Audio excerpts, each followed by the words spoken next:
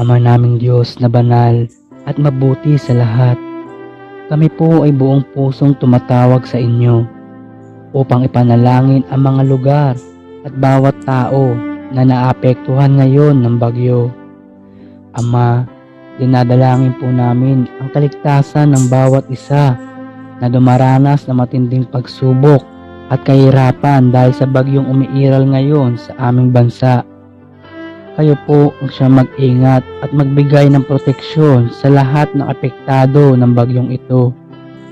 Bigyan niyo po, Ama, ng kalakasan at lakas ng loob ang bawat isa na nangihina sa mga oras na ito. Ipagkaloob din nawa ninyo, Ama, ang pangangailangan ng bawat isa upang mapagtagumpayan po ang pagsubok na ito. Dinadalangin din namin, Ama, na ang lahat ay magkaisa. Maghari po sana ang pusong matulungin at mapagbigay.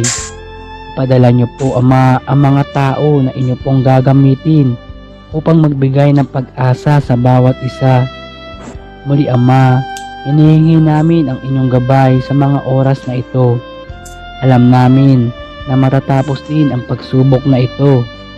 Kami po ay lubos na umaasa at nagtitiwala sa inyo. Ito po ang aming dinadalangin sa pangalan ng aming Panginoong Hesus. Amen.